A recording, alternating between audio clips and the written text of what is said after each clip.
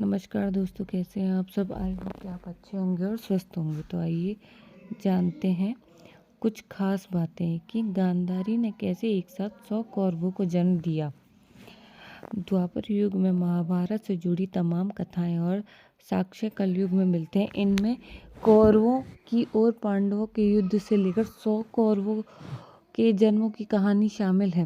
कथाओं में बताया जाता है गांधारी ने एक साथ 100 पुत्रों और एक पुत्री को जन्म दिया था। यह सुनते ही हर कोई हैरान हो जाता है। गांधारी शिव भक्त, तपस्विनी और सत्य के पक्ष में रहती थी। वह पांडवों के साथ न्याय करना चाहती थी, लेकिन उन्हें पुत्रों ने गांधारी की एक बात नहीं मानी। इसी के चलते महाभारत युद्ध हुआ और कौरवों को हार का सामना करना पड़ा।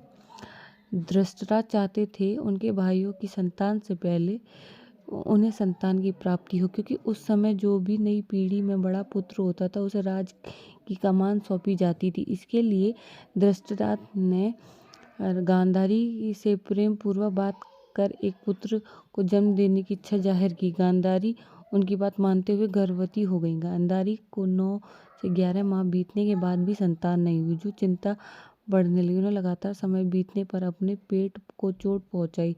हताश होकर उन्होंने छड़ी से पेट पर वार किया। इससे गांधारी का गर्भपात हो गया और मांस का एक काला टुकड़ा गर्भ से बाहर निकल गया। गांधारी के गर्भ से निकले काले मांस के टुकड़े को देखकर सब डर गए। चारों तरफ चीख पुकार शुरू हो गई। जंगलों से जानवर भी बाहर सड़कों पर आकर रोने लगे। दिन में चमगादड़ भी दिखने लगे। सब शुभ संकेत देखकर ऋषि मुनि भी हस्तिनापुर छोड़कर चले गए। गांधारी भी घबरा गई। गांधारी ने व्यास जी को बुलाया। व्यास जी ने गांधारी द्वारा उनके पैरों में बरहम लगाने से प्रसन्न होकर 100 पुत्रों का आशीर्वाद दिया था। मांस का काला टुकड़ा पैदा होने पर गांधारी ने व्यास जी से कहा कि आपने मुझे 100 पुत्रों को पैदा होने का आशीर्वाद दिया था, लेकिन यह तो मांस का टुकड़ा जन्मा है। इस पर व्यास जी ने गांधारी से कहा कि मांस का यह टुकड़ा लेकर आओ। उन्होंने मांस के टुकड़ों से 100 अलग अलग टुकड़े कराए। इन्होंने तहखाने में जड़ी बूटियों के साथ अलग अलग मिट्टी के घड़ों के नीचे रख दिया।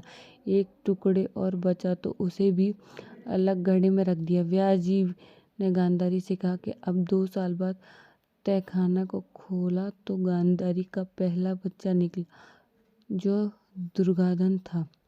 दुर्योधन था। इसके बाद सभी गढ़ों में दुर्योधन समेत 100 पुत्र और एक पुत्री का जन्म हुआ। गांधारी के 100 पुत्रों को कौरवों का नाम दिया गया। उन्हें कौरव कहा जाता है। धन्यवाद दोस्तों। अगर आपको मेरी वीडियो पसंद आई हो तो प्लीज़ लाइक, शेयर और सब्सक्राइब करना बिल्कुल भी मत भूलिएगा। Thank you.